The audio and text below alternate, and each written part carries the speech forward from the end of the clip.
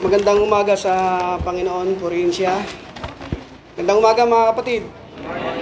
At sa mga kapatid na natin na nakatungay sa online, magandang umaga sa inyo, purihin ang Panginoon. Salamat sa mga nagkaroon ng pagbabahagi at sa mga kapatid na nagbigay ng bilang. Si kapatid na Olan, habang tumatagal, gumagaling ng gumagaling. Mabdalasik talaga. Purihin ang Panginoon. Salamat.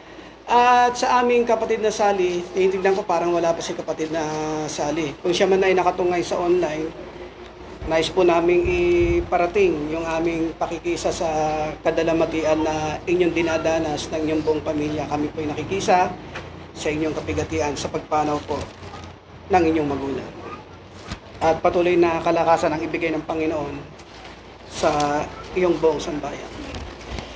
Sa ating pag-aaral, mga kapatid, bagamat ito ay 2 talata, Roma at 1 Korinto, ang mga talatang ito ay isinulat ni Apostol Pablo.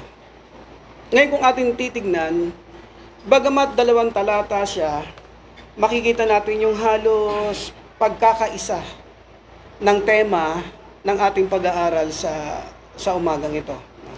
At nais ko muling basahin mga kapatid, no, sa ating pag-aaral. Sabi rito, kapatid na Aris, magandang umaga. Sabi rito, sabi ni Apostol Pablo sa kanyang pakikipag-usap, sabi niya rito, nagsasalita ako ayon sa kaugalian ng mga tao. Yung pakikipag-usap o yung pagsasalita ni Apostol Pablo ay binabase niya doon sa kaugalian ng kanyang mga kausap o general na kaugalian ng mga tao. Ano ang layunin kung bakit nagsasalita si Apostol Pablo ng ganon? Muli sabi rito, nagsasalita ako ayon sa kaugalian ng mga tao. Ang kadahilanan dahil sa karupukan ng inyong laman. Bakit? Sapagkat kung paanong inyong inihandog, no, past tense na, no, sapagkat kung paanong inyong inihandog ang inyong mga sangkap na katawan na pinakaalipin ng karumihan, ano ang sabi? At ng lalong kasamaan, gayon din ihandog ninyo ngayon ang inyong mga sangkap na pinakaalipin ng katuwiran sa ikababanal. Marami tayong bagay na pwedeng talakayin sa kanyang mga salita na ating pinagsasalusaluan sa umagang ito. Umpisahan po natin yung salitang kaugalian. Kasi ayun yung pakikipag-usap ni Apostol Pablo sa mga Hudyo na sinasabi, nagsasalita ako ayon sa kaugalian ng mga tao. Pag pinag-usapan natin mga kapatid, ano-ano ba yung pumapaloob sa mga kaugalian ng tao? No, marami yan, kahit sino sa atin mayroon tinataglay na kaugalian Minsan yung kaugalian ng tao, ito yung bagay na binabanggit na nagbibigay, no, karumihan sa lalong-lalo na sa mga mananampalataya. Unang-una, pag pinag-usapan natin yung salitang kaugalian, yun nangyayari ngayon. Diba? Ano bang araw ngayon? September 29. Piyesta ng Landayan. Kung papansinin nyo, itong Landayan po, may 2 piyesta. May 29, parang piyesta ito ng baryo. Yung September 29, kung di ako nagkakamali, ito yung tinatawag na piyesta ng pagoda. Yung kanilang nasa mga dinadalian sa dagat doon yan dinadala, basta alam niyo na yung ibig sabihin, no. Bakit ba nila ginagawa yung bagay na ito? No. Dahil doon sa binabanggit na kaugalian. Tingnan niyo mga kapatid. May isang talata akong babasahin tungkol doon sa binabanggit na kaugalian ng tao. Kasi kung ating titignan, muli ko lang babasahin yung isang pag-aaral natin, sabi rito, Halos isa lang sabi rito, 3. Sapagkat kayo'y mga salaman pa, sapagkat samantalang sa inyo ay may mga paninibugo. Ano ba yung paninibugo? Yung pagkakabahagi ni kapatid na Lisa. Diba? Parang yung selos. Inggit. Okay. At sabi rito, samantalang sa inyo'y may mga paninibugo at mga pagtatalo. Ang sinasabi po ni Apostol Pablo, doon po nasasakupan ng iglesia na nasa Corinto. No? At mga pagtatalo, hindi baga kayo'y mga salaman at kayo'y nagsisilakad saan? Sa kaugalian ng mga tao. Yung kaugalian ng mga tao, mga kapatid, manood ka lang lagi ng balita Makikita mo na sa kongreso No? Sila hindi nagkakasundo Sila nag-aaway. Sa Senado, ganun din. Kulang na lang magpang-abot Pero kung titignan natin, sila yung mga itinuturing na edukadong mga tao. No? Pero bakit sila hindi marunong rumespeto sa kanilang kapwa mambabatas? Nandiyan yung nag-aagawan ng microphone. No? Nandiyan yung nagsasalitaan ng mga hindi magaganda. Nandiyan yung nangagmumurahan. No? Sa harap ng maraming tao. Bakit po nagagawa ito nila? No? O bakit nagagawa ito ng mga tao? Dahil po doon sa sinasabing kaugalian. Pag sinasabi pong kaugalian, ito yung bagay na kinasanayan na dapat hindi tinataglay ng bawat mananampalataya. Sa aklat po ng Jeremias, sabi rito, sa chapter 10 ng Jeremias, may ganito pong pagkakasulat, mga kapatid. Kung babasahin natin sa chapter 10, verse 3, tingnan nyo, yung mga ibang parte ng kaugalian ng tao. Sabi rito, chapter 10, umpisahan ko na sa 2. Ganito ang sabi ng Panginoon, huwag kayong matuto ng lakad ng mga bansa. Ano pa? At huwag kayong mangang lupaypay sa mga tanda ng langit, sapagkat ang mga bansa ay nangang lulupaypay sa mga yaon. Marami yan, yung mga sinasabing ginagawa nga nilang akala nila mga bagay na pangitain. May mga aura ng ulap, kabuuan, makikita mo na parang sumisimbolo sa larawan ng kanilang sinasampalatayanan. Pero sabi ng Panginoon, no, wag daw manglupaypay sa mga bagay na ganyan. 3. Sapagkat ang kadahilanan pala, mga kapatid, eto 3. Sapagkat ang mga kaugalian ng mga bayan ay walang kabuluhan. Wala daw palang kabuluhan yung mga ganyang kaugalian. Ano po yun, mga kapatid? Tuloy ko na ng pagbasa. Sapagkat may pumuputol ng punong kahoy sa gubat na siyang gawa ng mga kamay na manggagawa sa pamamagitan ng palakol. Mga iskultor. Buto na si kapatid na Marlon, yelo na ang binubuo no.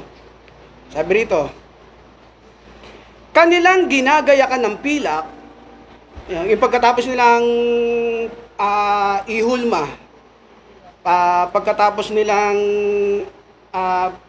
tabasin, no, uhulmahin yan. Pagka nahulma na siya, sabi rito, kanilang ginagayakan ng pilak at ng ginto, ano pa? Kanilang ikinakapit ng mga pako at ng mga pamukpok upang huwag makilos. Nung araw, ganito tayo Di ba, mga kapatid? Nilalagyan pa nga natin yan ng ano ba yan? Ng dahon ng nyog. No? Tapos pinabibindisyonan pa natin yan Ganito yung araw Sabi rito, sila'y gaya ng puno ng palma na binilog at hindi nagsasalita. Ano pa? Kinakailangan pasanin. Mamaya, ayun na yung pagdidiwang eh. Diba? Kaugalian ng tao yan eh. Hindi na, alos hindi na mawala. Mawawala lang yan pagka ikaw ay natuto sa mga bagay na katuwiran ng Diyos. Excuse. Sabi rito, sila'y gaya ng puno ng palma na binilog at hindi nagsasalita. Kinakailangan pasanin, anong kadahilanan?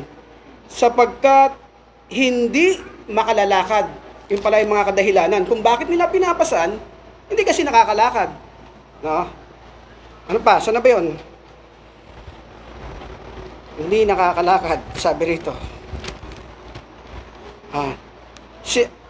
Kinakailangan pasanin sapagkat hindi nakakalakad. Huwag ninyong katakutan ang mga yaon. Sabi, sapagkat hindi makagagawa ng kasamaan. Yung bagay palang gano'n, hindi daw po nakakagawa ng kasamaan. No, ano pa? Ni wala ring magagawang mabuti. Ibig sabihin, sa madaling sabi, wala po pala siyang silbi. No, hindi pwedeng gumawa ng masama, hindi pwedeng gumawa ng mabuti. Hindi gaya ng Diyos na ating pinaglilingkuran, kayang gumawa ng masama doon sa mga gumagawa ng masama at kayang gumawa ng mabuti doon sa gumagawa ng mabuti. Ayun ang katangian ng Diyos na ating sinasampalatayanan. No, sabi rito, kaya nga sabi niya, walang gaya mo o Panginoon. Ikaw ay dakila at ang iyong pangalan ay dakila sa kapangyarihan. Ayan. Kaya pagka pinag-usapan natin yung kaugalian ng tao, marami yan eh. Yung mga salit-saling sabi, ano pa? Yung mga pamahiin. Mga kaugalian ng tao yan eh. Sino ba yung naniniwala pa mga kapatid sa pamahiin? Meron pa ba?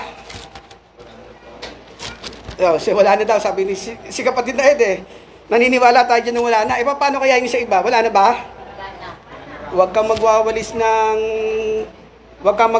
ng dumi na papunta sa pintuan. No? Malas daw yan, lalabas ang swerte. Huwag ka daw magpuputol ng kuko. No? Lalong-lalo na sa gabi. No? Anong kadahilanan? No? Mababawasan daw yung mababawasan daw yung nabubuhay sa tahanan. No?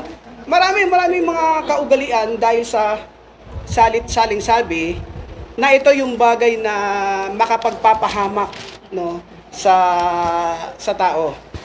Pero salamat sa Panginoon dahil ang bawat isa sa atin ay pinalaya sa mga kaugalian yan. No? Kaugalian ng mga tao, kaugalian ng salit-saling sabi na nakakapagpapahamak no, sa isang tao na hindi sumusunod sa Panginoon. No? Madami yan eh, pero maikli lang po yung oras natin. Marami tayong gustong talakayin. Iba naman tayo ng tema ng pag-aaral. Pag-aralan naman natin yung sinasabi rito sa 19, mga kapatid. Sabi rito, nagsasalita ako ayon sa kaugalian ng mga tao dahil sa karupakan ng iyong laman, sapagkat kung paanong inihandog ang inyong mga sangkap na katawan na pinakaalipin ng karumihan at ng lalong kasamaan, gayon din ihandog ninyo ngayon ang inyong mga sangkap na pinakaalipin ng katuwiran sa ikababanan. Sa pagpapaliwanag po ni Apostol Pablo, yung sinasabi niyang pinakaalipin ng karumihan nung araw, sinasabi niya naman ngayon na ihandog ninyo ngayon ang inyong mga sangkap. No? Pag sinabing sangkap, mga kapatid, yung kabuuan mismo ng alin? Ng tao. Yung mismong personalidad mo. Hindi niya sinabi na kung mata, yung mata lang ihandog mo. No? Kung yung kamay, kamay lang. Kundi yung kabuuan ng iyong sangkap na pinakaalipin ng katuwiran sa ikababanal. Ayun yung pakikipag-usap ni Apostol Pablo para maunawaan ng tao kung ano yung mga bagay na nararapat tungo doon sa ikababanal. Pag-usapan po natin, mga kapatid. Sa ating mga sumusunod sa Panginoon, Tayo naman nagkukulang eh.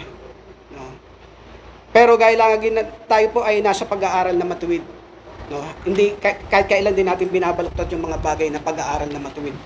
Pag pinag-usapan natin yung salitang karumihan, may babasahin po tayo rito. Sa aklat po ng Roma, ng Kawikaan, sa chapter 30 ng Kawikaan, sabi rito, verse 11. Basahin ko mga kapatid, sabi rito, eto na nga, binanggit na nga yung sa bawat lahi sabi rito, 30:11 ng Kawikaan.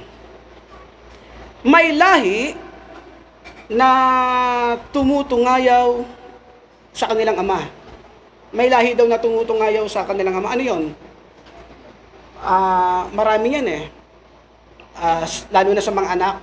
Yung sa mga anak na suwail, kung sigawan yung kanilang magulang pagka hindi na kaya maghanap buhay, yung wala na bang silbi, ang sinasabi natin, yung tao na sanlibutan, mga kapatid, hindi yung tao ng nasa Panginoon.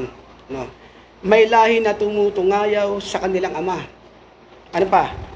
At hindi pinagpapala ang kanilang ina. Sabihin, parang wala silang pakialam, no, sa kanilang mga magulang. Kaya lagi nating ina-address sa mga kabataan no? Mahalin yung kahit hindi na lang yung mga tatay yung mga nanay na lang. Bakit? Biro mo, 9 na buwan mo dinala, 'di ba? 9 na buwan kang dinala. Tapos aalagaan ka ng ilang taon, no? Pagka nagkaisip ka na, kaya mo na yung sarili mo, tumitigas na yung ulo, hindi na sumusunod sa kanilang ina. Kung lapas tanganin ng ina, walang pakundangan. Sinasabi ko ito mga kapatid, no? Hindi para patungkulan yung mga kabataan ng kapisanan kasi wala namang ganun Binabanggit ko yung mga bagay na ito upang hindi tayo dumating sa punto na dahil lang sa kagustuhan natin, lalapas tanganin na natin ang ating mga ina. No. Hindi porket may narating na tayo, hindi porket kaya na natin mabuhay mag-isa, hindi na tayo makikinig sa ating mga magulang.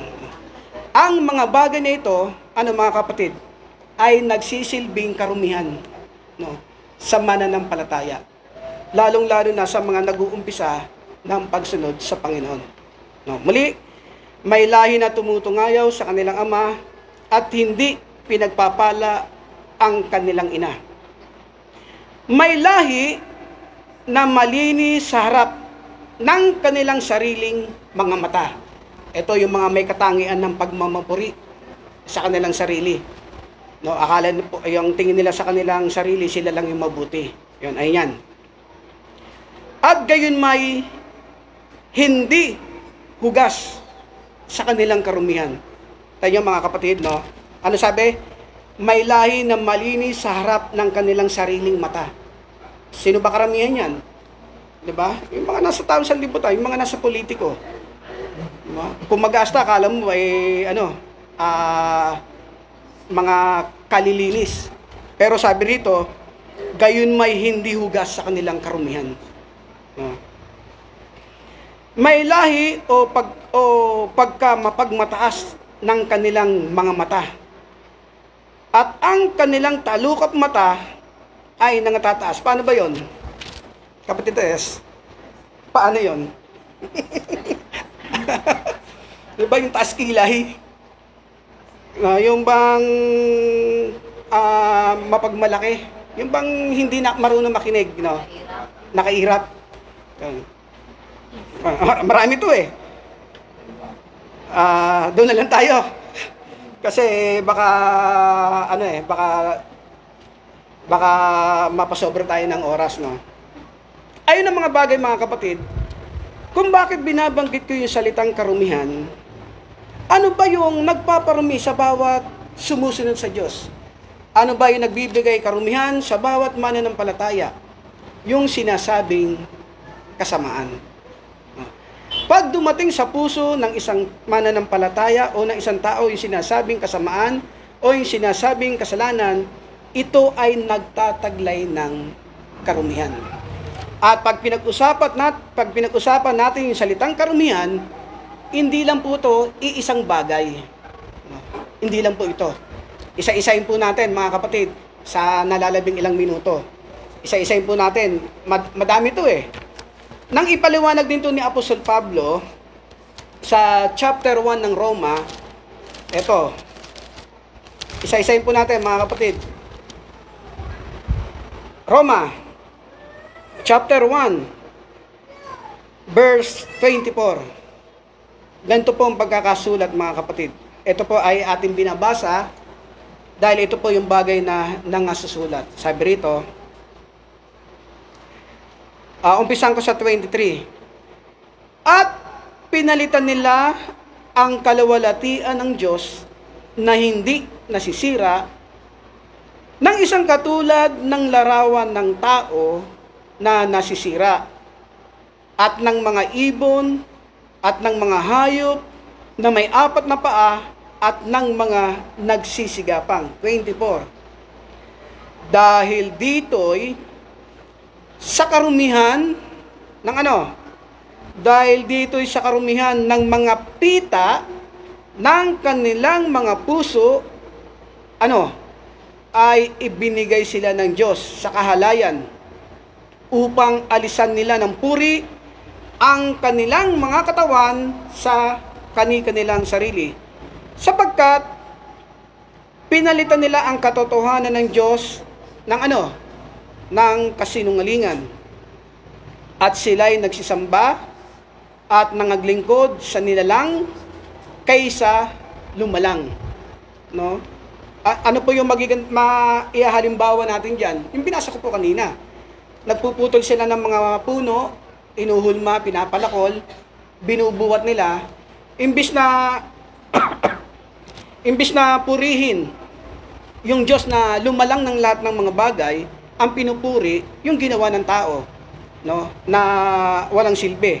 Sabi rito, dahil dito'y ibinigay sila ng Diyos sa mga mahalay na pita, sapagkat pinalitan nila ng kanilang mga babae ang katutubong kagamitan neong nalalaban sa katutubo. Marami yan, di ba mga kapatid? Baka makasakit tayo kung may nakatungay sa online na hindi member di ba? Pero alam natin gusto tukuyin yan. Ay ganyan din naman ang mga lalaki, no, yung may nakapost na espada to Nakita niyo mga kapatid sa Facebook. At gayon din naman ang mga lalaki na nang iwan na ang katutubong kagamitan sa mga babae ay nangagningas sa kanilang karumihan.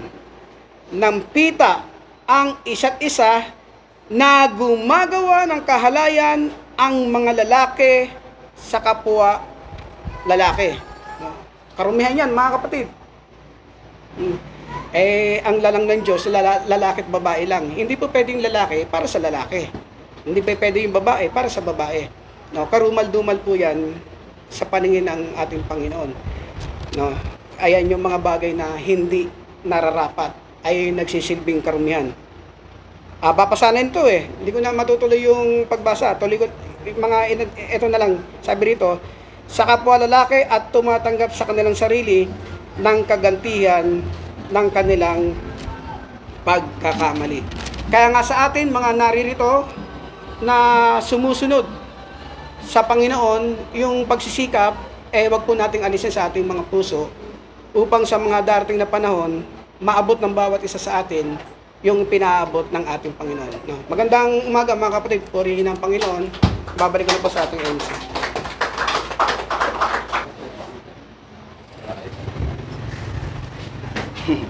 Magandang umaga, purihin ang Panginoon.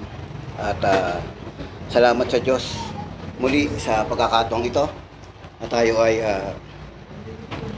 nagkasama-sama para luwalhatiin natin ang ating Diyos. Salamat sa bawat paraan na binibigay ng Diyos ng mga pangangailangan para makadako tayo sa gawain, no? Kasi ang Diyos ang nagbibigay ng lahat ng yan.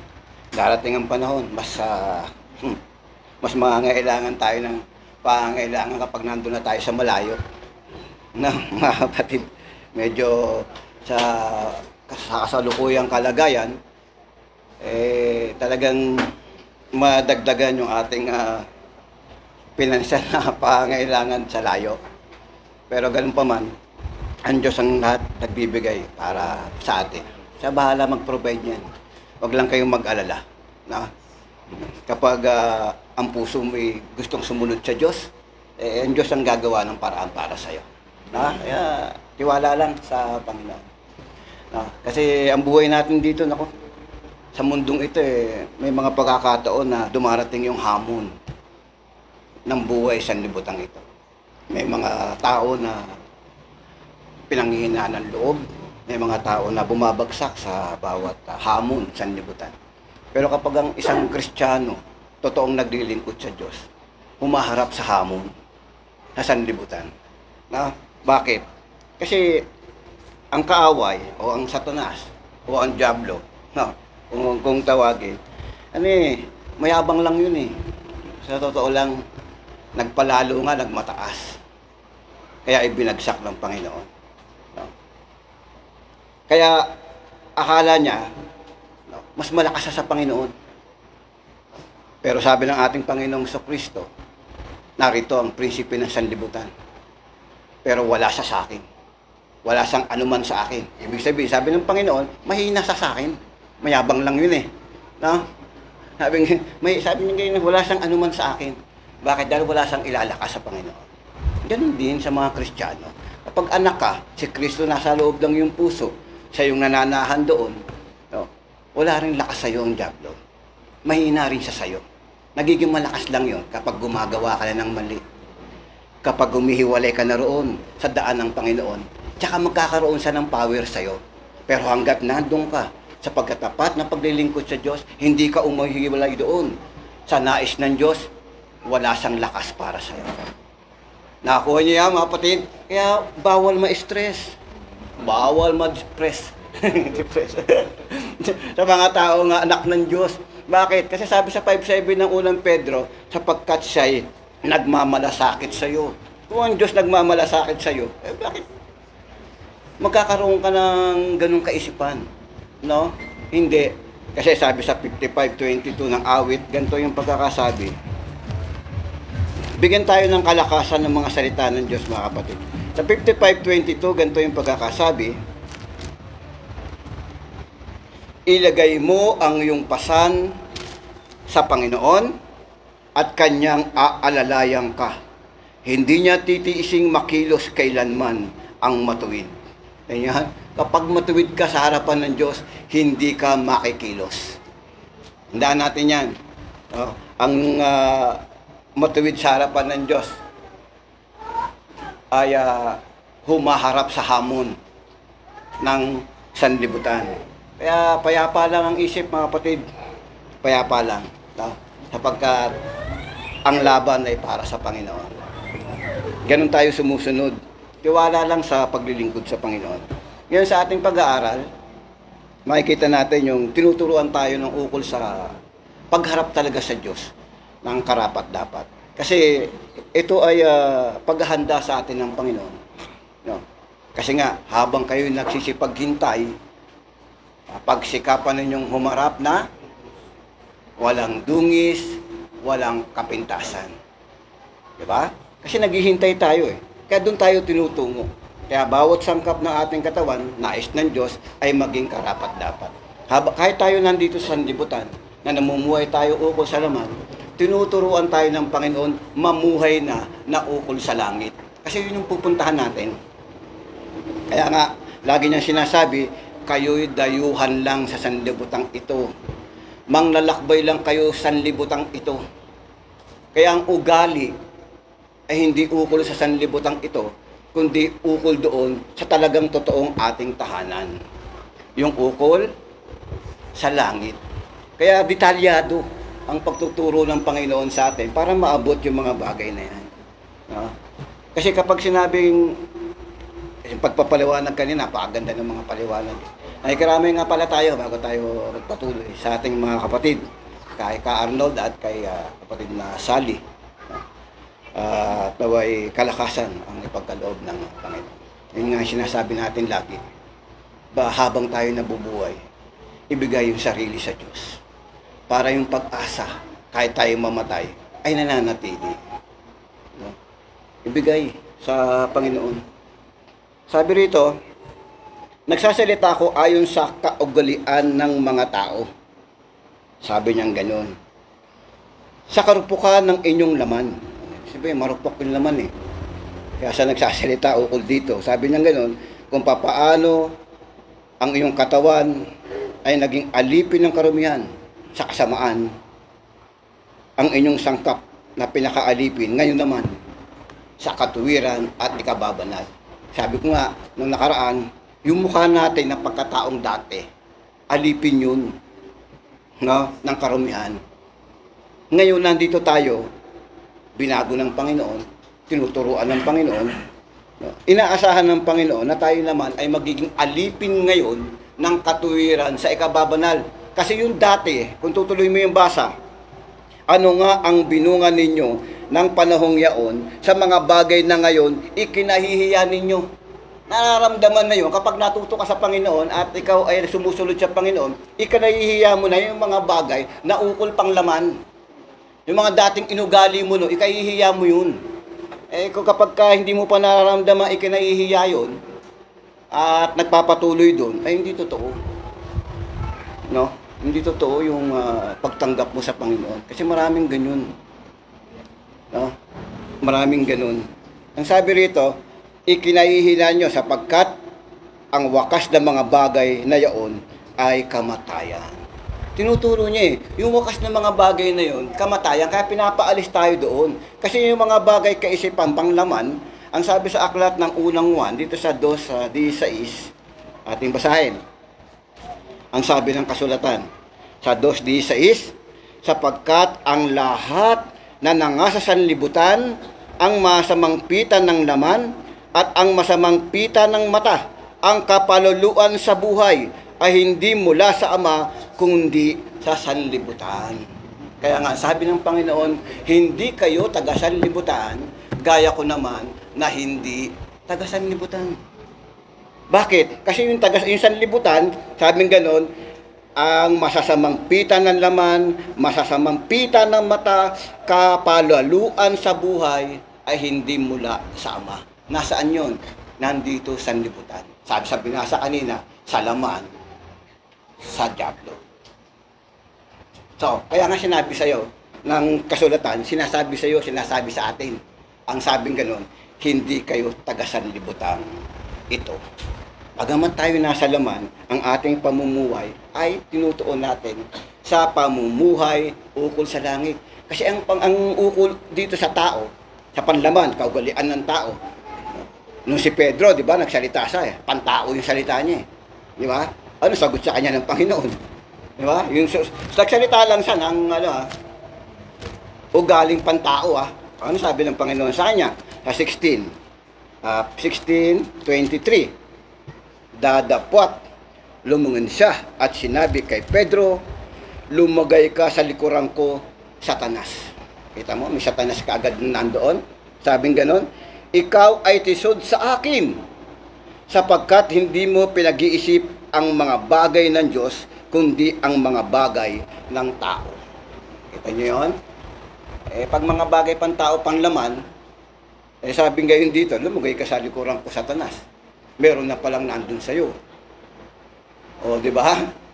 O, kaya tayo tinuturuan ng Panginoon. Kasi kapag ukol sa laman, sa yung sabi ni Apostol Pablo, dito lang sa Roma 7, talagang tinalakay ng gusto ni Apostol Pablo yan eh. Huwag ka nang umalis dito sa Roma. Basahin mo. Makikita mo lahat eh. O, tingnan natin sa 7:18. Sapagkat nalalaman ko na sa akin, sa makatuwid ay sa aking laman, ay hindi tumitira ang anumang bagay na mabuti. Sapagkat ang pagnanasa ay nasa akin, dadapot ang paggawa ng mabuti ay wala. Nung panahon siya nasa laban, ganun yung katayuan niya eh. Katangian niya eh. Ang sabi niya, sapagkat ang pagnanasa ay nasa akin, dadapot ang paggawa ng mabuti ay wala. Ito yung kinukwento niya, yung katayuang nasa laman pa siya. Diba? Pero kita nyo naman, nung matutunan niya, tanggapin yung ating Panginoong Kristo. Makikita nyo naman yung ginalaw ng ating mga apostol eh. Mas lalo si Apostol Pablo. Di ba? Kaya nga si Pedro nagturo ukol dyan. Nagturo siya eh. Basahin na lang natin kasi baka minsan nalilimutan natin magbasa kasi minsan. Dito, maaalala natin, nabasa ko na pala yun. Eh, kinakalimutan mo eh. No. Kailangan basahin uli natin. Sabi sa 4, 1, kung paano ang si Kristo'y nagbata sa laman, ay magsandata rin naman kayo ng gayong pag-iisip. Sabing ganun, sapagkat siya'y nagbata sa laman, nagpatigil sa kasalanan. Kapag hindi mo binata yan, yung laman na yan, at pinagbigyan mo ng pinagbigyan, hindi mo matitigil yung kasalanan nasa iyo. Kapatid. Oo, totoo yun. Pag pinagbigyan mo ng pinagbigyan, minsan lang naman. Di ba? Yung mga ganyan-ganyan ba, minsan lang naman, bukas hindi na. O yan. O. Pag pinagbigyan mo ng pinagbigyan, hindi titigil yung kasalanan. Laging iiral sa buhay mo yan. Kaya sabi rito, upang wag na kayong mga buhay sa laman, sa inyong nalalabing panahon. Kita niyo yun? Sabing ganon, sa mga pita ng masama, sabi, sa mga masamang pita ng mga tao, yun po yung sa laman. Yung masamang pita ng tao, kundi sa kalooban ng Diyos. Sabing ganon, pang wag na tayo mabuhay pa sa laman sa nalalabing panahon ito. Sa ugali ng tao yun, inabubuhay sa laman. Sabing ganon, para mabuhay tayo, kundi sa kalooban ng Diyos, sapagkat sukat na. Diba? Sukat na, sabi niya ganon, na ang nakaraang panahon upang gawin ang hangad ng mga hintil. Sukat na, tapos na tayo doon. Napagdaanan natin lahat yun eh. Dati kang adik. Diba? Nakatanggap ka sa Panginoon, hindi ka na adik. Eh kung pagbibigyan mo uli yung pagiging adik ka pa rin. Diba? Hindi lang naman yung adik minsan sa kakaano eh. Yung gumaganong-ganon. Napapanood natin. Hindi pa kasi ako nakakita niyan eh. Personal. Yung kung ano yung sabon, hindi pa ako nakakita yung personal. No. Ngayon, papasin nyo, yung ganung bagay, no? Eh, kung hindi lang naman yung adik. Minsan, yung ginagamit natin, matuwid na gamit ng cellphone yan. Naiahayag yung salita ng Panginoon. Pero kapag diyan ka naging adik sa cellphone, paggising pa lang ng umaga, ang hanap cellphone eh. No, kapatid. Imbis na magpasalamat sa Diyos, salamat sa Diyos sa buhay. Eh kasi nagising ka, buhay ka eh. Salamat mo sa Diyos yun, siya may-ari nun. Eh paggising, hahanapin cellphone eh. Saan ba napunta? Eh baka kasi lobat, may charge man lang. Di ba ganon? Ayun minsan ang pagkukulang. Ayun minsan kasi, doon minsan pagkukulang. Tapos, alas 6 na, mananalangin na, ay may ginagawa doon sa cellphone. Paghihintayin yung panalangin. Ganun minsan. May nagbabasa na, kahit kayo sa pamilya, may nagbabasa na, aruga pa. No? Kasi hindi pa naman tapos magbasa eh. Pasensya na kayo mga kapatid ha. Kasi sinasabi lang natin yung katotohanan para makita natin. Huwag sana kayong magagalit sa ganung paraan. Kung may tinatamaan, mabuti nga sa inyo. Joke lang. Joke lang pa. Ang sabi rito, sapagkat sukat na nakaraan panahon upang gawin ang hangad ng mga hintil. Lumakad sa kalibugan, sa pagpita ng laman, sa paglalasing, kalayawan, kayamuan, kasuklam-suklam sa pagsamba sa mga Diyos-Diyosan. Sabi, sukat na. Tapos na tayo doon. Ibig sabihin, dati na ang iyong pagkatao. Kaya nga, ikaw ay bagong nilalang. Pasimulang aral nga ito, mga kapatid eh. Kaya nga sabi lang ng Hebreo, magsitigil na kayo sa mga pasimulaing aral. Pasimulang aral yun eh. Kasi ang tinutungo natin dapat, tungo sa ikasasakdal. Narinig kong basahin yun eh. Sa Hebreo 6:1, narinig ko, tinutungo natin yung mga bagay na ikasasakdal. Kasi itong kapisanan natin, bagamat maliit, hinahanda talaga ng Panginoon ito para bawat isa sa atin makaharap ng dapat sa Diyos. Ngayon, hanggat di mo binabago yung kaisipan, hindi mo matatamo yung nais ng Diyos para sa'yo. Kailangan mo kasing baguhin eh. Sabi sa Roma, tamo, Roma na naman. Sabi siya, kompleto sulat ni Apostol Pablo, 12:2. At huwag na kayong magsiayon sa sanlibutan ito, kundi mag-iba kayo sa pamamagitan ng pagbabago ng inyong pag-iisip, upang mapatunayan ninyo kung alin ang mabuti at kaaya-aya at lubos na kalooban ng Diyos, para mapatunayan mong lubos. Ibig sabihin, maabot mo yung kalubusan ng gusto ng Diyos, magbago ka ng iyong pag-iisip. Sabing gano'n, babaguhin mo talaga siya. Ayun yung sabi ng banal na kasulatan. Kasi kapag hindi natin nabago yung mga ganitong bagay, lagi natin magagawa yung ukol sa laman. Nasabi rito, ay ibinubunga ay kamatayan. Alam naman natin, di ba? Tagal natin, ito madalas mo nababanggit, 8:8 ng Roma. Roma pa rin. Ang nangasalaman ay hindi makalulugod sa Diyos. Hanggat gumagawa tayo ng mga pita na ayon sa laman, hinding-hindi ka magkakaroon ng kaluguran sa Diyos. Tandaan natin yan. Kaisipan pa lang na panglaman, hindi ka na magiging kaluguran sa Diyos. Kasi nga tayo, inihahanda ng Diyos para tayo ay maging dapat. Walang dungis at walang kapintasan. Bakit inihahanda tayo? Bakit tayo ang tinuturuan? Kasi anak ka ng Diyos. Gusto niya, makasama ka niya. Kaya ka tinuturuan. Hanggang sa kaliit-liitan na pagkakamali, itinuturo ng Diyos para ikaw ay maging matuwid. Ganyan ang gustong gawin sa atin ng Diyos. Ganun yung pagmamahal sa atin ng Diyos. Hindi tayo yung katulad ng pag-uugali ng mga reliyon ngayon. Na anong pag-uugali yung katulad sa ating pag-aaral? May ugali rin yung reliyon, pantao ano yun? Na ang kabanalan, sabi sa unang Timoteo 6, ang kabanalan ay paraan ng ng pakinabang. Ganyan ang mga reliyon ngayon. Ginamit yung reliyon dahil ang alam nila, paraan yun ng pakinabang. Ang kapisanan ito maliit may katiting Wala tayong katangian ng ganun. Ng pakinabang, nagtitiis nga tayo Tayo nga nawawalan Wala nga akong kapera-pera kahit 5. Wala nga kahit 5. Sa totoo lang, kaya hindi meron bigay ni Bal. Pero bakit tayo nakakasunod? Nakakapagsalita pa rin. Sa tulong ng Diyos, mga kapatid, dahil naniniwala tayo na hindi naman tayo tamad Diba? Naghahanap buhay naman tayo. Binibigyan lang tayo ng kasapatan ng Panginoon dahil alam ng Panginoon kung ano yung nasa ating puso. Baka mamaya, tumambok itong aking bulsa. Iba naman yung maging kaisipan ko. Alam ng Diyos yun. Kaya tanggap ko. Kung ano yung nasa akin, pinasasalamatan ko sa Diyos. Bakit? Kasi alam ng Panginoon, baka pag may sumobra doon, kung saan ako mapunta. Di ba? Ngayon, kung tumanggap ka naman ng ganito, alam mo kung paano mong gamitin, ay pagkakalob sa'yo ng Panginoon yun. Sabing ganun pa, alam mo niya kung paano mo siya dadalhin ay pagkakalob sa'yo ng Panginoon. Ganun ka lang marunong tumanggap. Sa kalagayan kung saan nandun ka. Kaya nga itong pag-aaral natin, una, ugaling tao.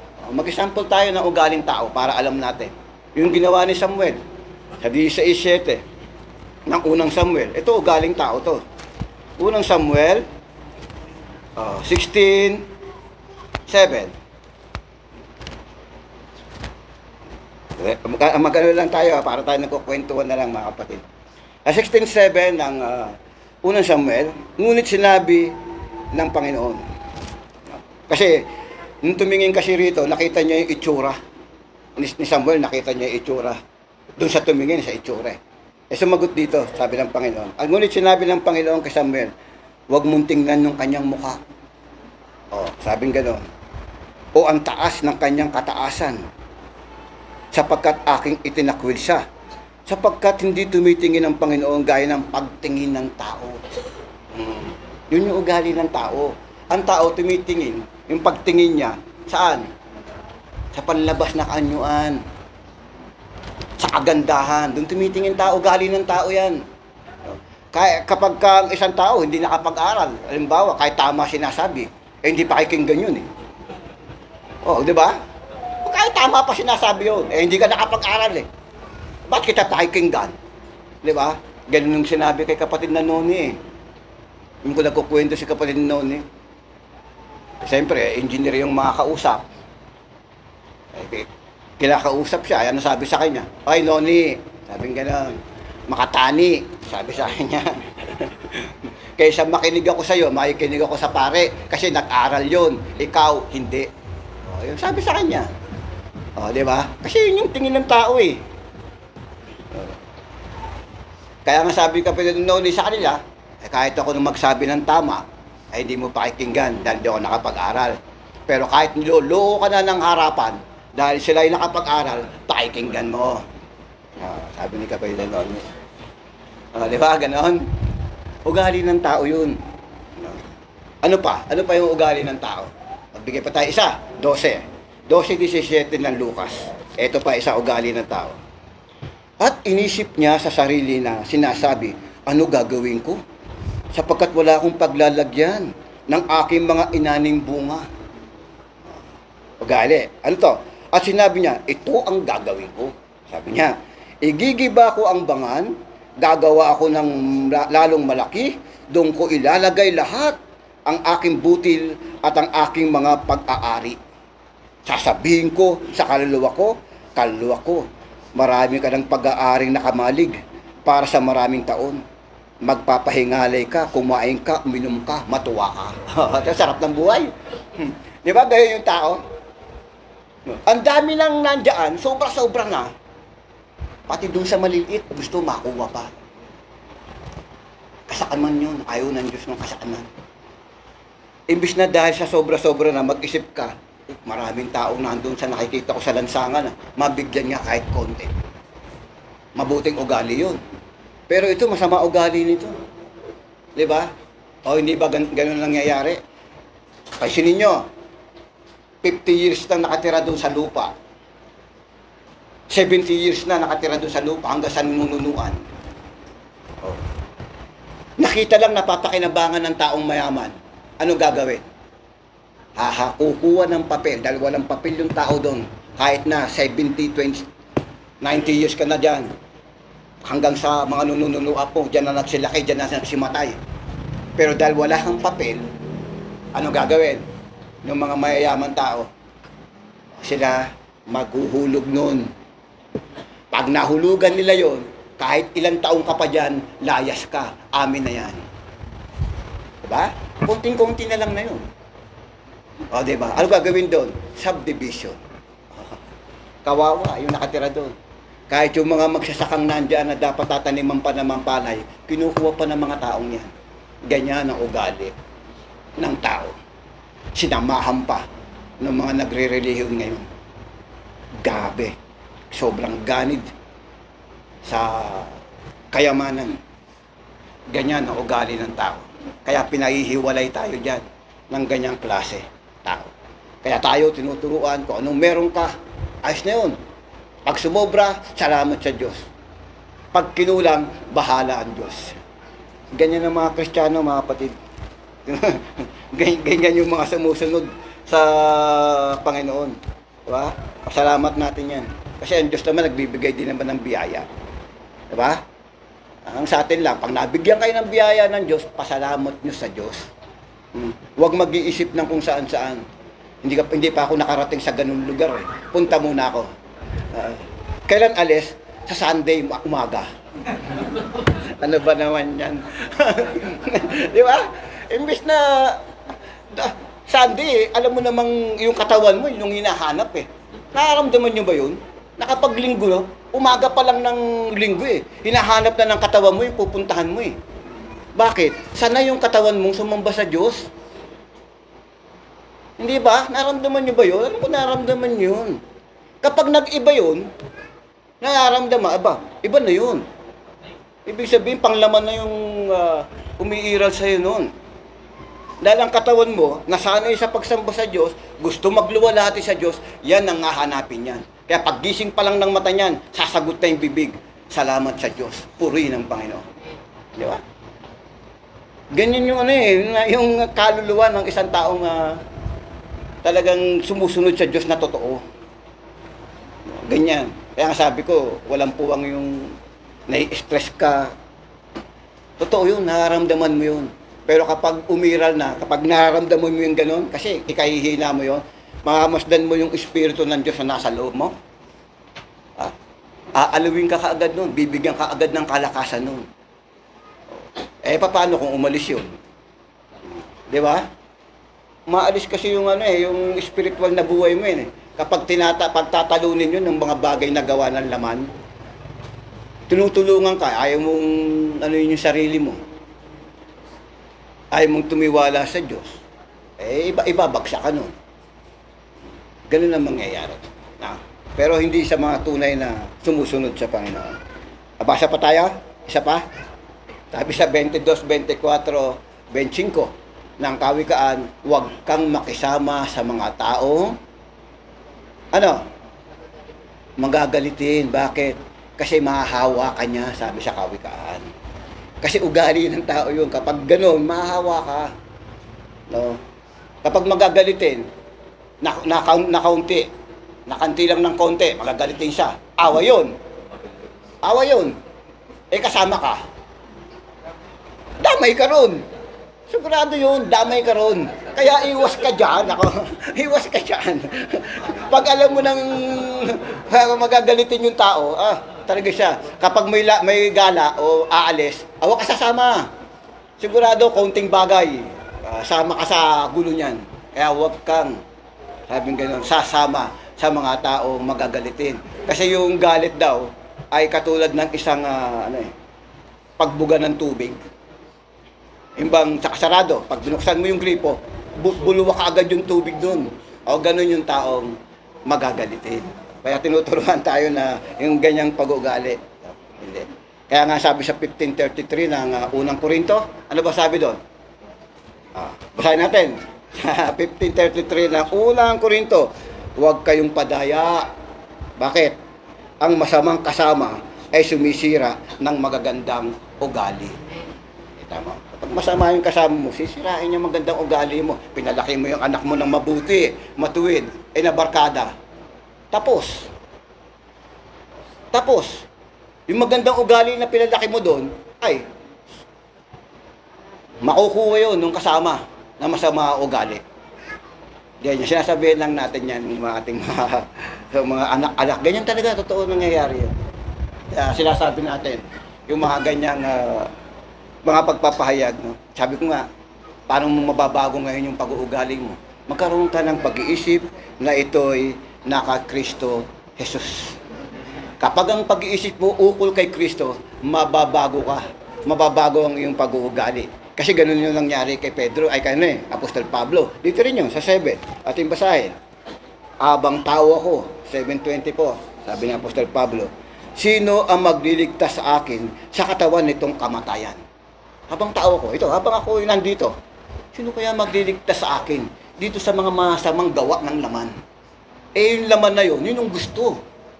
Sabi ni Pablo, ito yung gusto nun yung mga gawang laman. Sino magliligtas sa akin? Para malayuan ko yung laman na ito na ang patungo ay kamatayan. Sabi niya gano'n. Sinagot niya.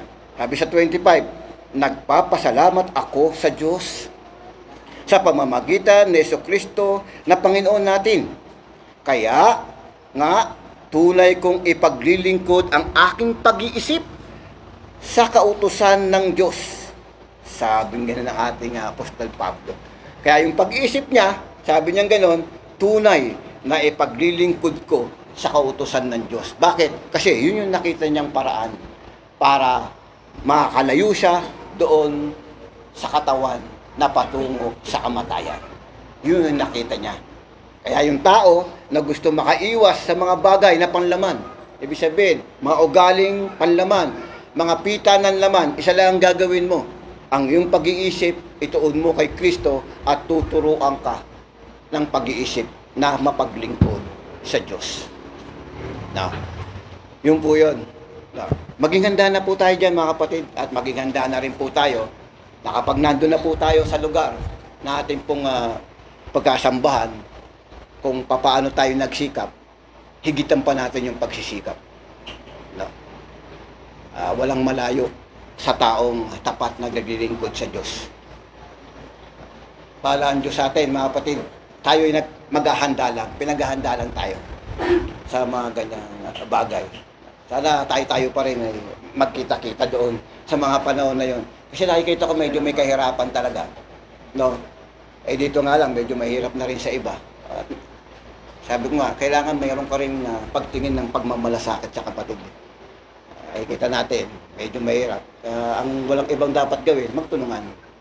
Kung sino yung may kakayanan, o kung sino sa mga kapatid ang medyo makakatulong, gawin. Ha? Gawin, yun ang tinuturo eh. Huwag niyong pabayaan ng inyong kapatid kung meron kayong magagawang itutulong para makadako sa gawain ng kapatid. Ha? Kung meron kayong kabayo, peramin nyo ng kabayo. Ibig ko lang sabihin, kung ano yung medyo maitutulong nyo, gawin nyo para sa kapatid, makadako lang sa gawain yan. Dahil gustong-gusto niyan na sumamba sa Diyos. Gawin nyo mga kapatid, di ba gano'n? Dapat magtulungan ang bawat isa. Na walang iniisip na ibang bagay. Ha? Na walang ibang iniisip. Kung hindi, magtulungan para tayo ay magsama-sama lagi sa mga gawain at pagsamba sa Diyos. Purihin ng Diyos. Magandang umaga, luwalhati sa Diyos na makapangyarihan sa lahat. Naway magiwahiwalay tayong taglay. Ang Espiritu ng Diyos, Espiritu ng kapayapaan, at Espiritu ay nagmamahal sa isa't isa. Purihin ng Diyos. Magandang umaga.